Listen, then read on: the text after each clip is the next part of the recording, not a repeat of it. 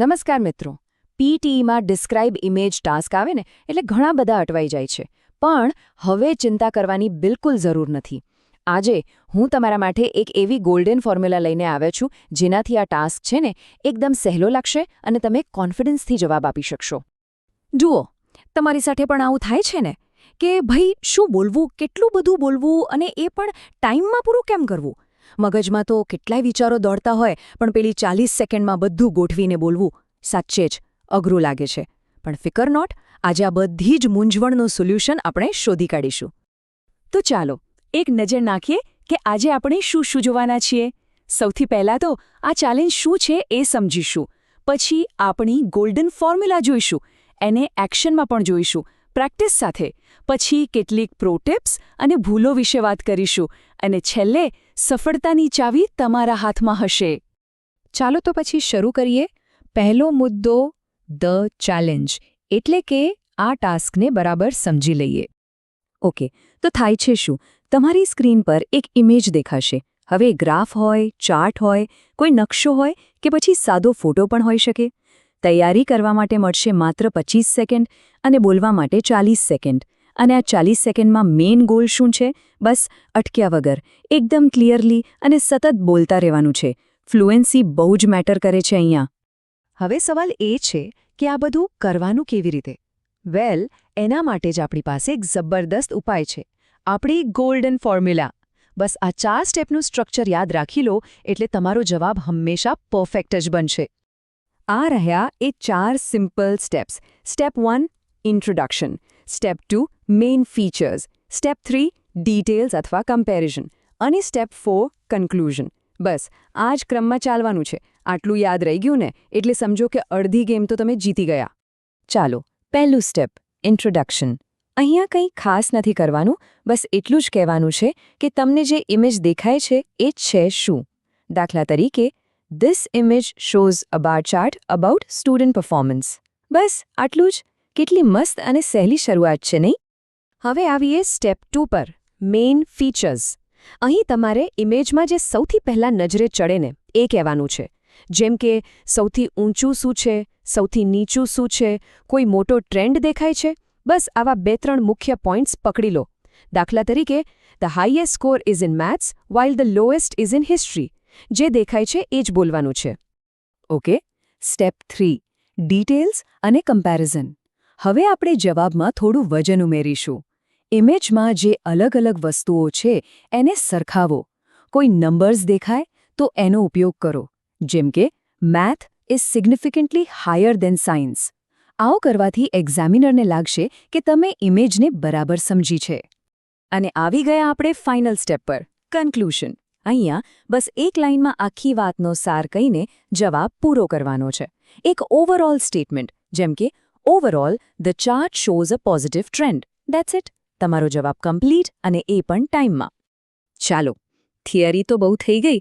હવે આ ફોર્મ્યુલા ખરેખર કામ કરે છે કે નહીં એને પ્રેક્ટિસ કરીને જોઈએ. તૈયાર છો? આપણે 5 અલગ અલગ ટાઈપની ઇમેજ પર આ ફોર્મ્યુલા લગાવીશું. જુઓ, આપણી સામે છે એક બાર ગ્રાફ. ચાલો ફોર્મ્યુલા લગાવીએ. Step 1 introduction. This bar graph illustrates student performance across various subjects. સરસ. Step 2 main features. શું દેખાય છે? હા, સૌથી ઊંચો અને નીચો બાર. તો કહીશું The highest score is clearly in math and the lowest is in history. હવે step 3 comparison. The score in math is significantly higher than all other subjects. અને છેલ્લે step 4 conclusion. Overall, the graph shows a wide variation in student scores. જોયું? કેવો મસ્ત એકદમ structured જવાબ તૈયાર થઈ ગયો. ચાલો, હવે જોઈએ pie chart. Same formula. Intro. The given pie chart shows the distribution of a monthly family budget. Main feature શું છે? સૌથી મોટો અને નાનો ટુકડો. The largest portion of the budget is spent on housing, while the smallest is on entertainment. Comparison માટે કહી શકીએ, housing expenses are double the amount spent on food. અને છેલ્લે conclusion. In conclusion, essential living costs make up the majority of the budget. એકદમ સહેલો. હવે જુઓ, નકશો જોઈને ગભરાવાનું નથી. આપણી ફોર્મ્યુલા અહીં પણ કામ કરશે. Introduction. This image displays a map of Australia, highlighting its major cities. Main feature શું દેખાય છે? મોટાભાગના શહેરો કિનારા પર છે. તો કહીશું, most major cities are located along the coastline, particularly in the southeast. થોડી detail, Sydney and Melbourne are shown as prominent cities on the east coast. અને final conclusion. Overall, the map indicates that Australia's population is heavily concentrated in coastal areas. Perfect. અને હવે process diagram. અહીં આપણે steps બતાવીશું. શરૂઆત, intro. This diagram illustrates the life cycle of a butterfly. Main features શું છે? શરૂઆત અને અંત. The process begins with eggs on a leaf and ends with an adult butterfly. હવે ડિટેલ્સમાં. વચ્ચેના steps. After hatching, the larva becomes a pupa before transforming into a butterfly. અને છેલ્લે આખી પ્રોસેસનો સારાંશ. In summary, the diagram shows a four-stage process of metamorphosis. જોયું કેટલું logical લાગે છે. હવે આપણું છેલ્લું ઉદાહરણ, એક ફોટો. આમાં ઘણા લોકો કન્ફ્યુઝ થાય છે કે શું બોલવું. પણ આપણી પાસે તો ફોર્મ્યુલા છે. ચાલો. Intro. The photograph shows a busy city street with many people and vehicles. Main focus क्या છે? The main focus is a crowded intersection with tall buildings in the background. થોડી observational details. It appears to be daytime and people are dressed for a warm climate. અને એક overall conclusion. Overall, the photo captures a moment of vibrant, everyday urban life. જોયું? Photo માટે પણ આ formula best છે. Okay, તો formula તો હવે મગજમાં બરાબર બેસી ગઈ છે અને પ્રેક્ટિસ પણ કરી લીધી. તો ચાલો હવે તમારા પરફોર્મન્સને નેક્સ્ટ લેવલ પર લઈ જઈએ. કેટલીક પ્રો ટિપ્સ અને કઈ ભૂલો ટાળવી એના પર એક નજર નાખીએ. યાદ રાખો, ફ્લુએન્સી એક કિંગ છે. એટલે લાંબા પોઝ લેવાનું કે એવું બધું કરવાનું ટાળો. એના બદલે એકદમ ક્લિયર અને કોન્ફિડન્ટ ફ્લો રાખો. અધવચ્ચે વાક્યો છોડી દેવાની ભૂલ ન કરતા સિમ્પલ પણ પૂરા વાક્યો બોલો. અને હા, બહુ અઘરા અંગ્રેજી શબ્દો વાપરીને ઇમ્પ્રેસ કરવાની કોઈ જરૂર નથી. સાદું અને સીધું બોલો. આ ભૂલોથી તો ખાસ બચજો. પહેલું, તૈયારીના 25 સેકન્ડમાં નાની નાની ડિટેલ્સમાં ન ખોવાઈ જતા. બીજું, એકની એક વાત વારંવાર રિપીટ ન કરતા. ત્રીજું, અને આ સૌથી મોટી ભૂલ છે, ચૂપ તો બિલકુલ ન રહેતા. જે આવડે એ બોલો, પણ બોલતા રહો. અને છેલ્લે, બહુ કોમ્પ્લેક્સ ગ્રામર વાપરવાની કોશિશ પણ ના કરતા. અને હવે આ છે તમારી સક્સેસ ટિકિટ.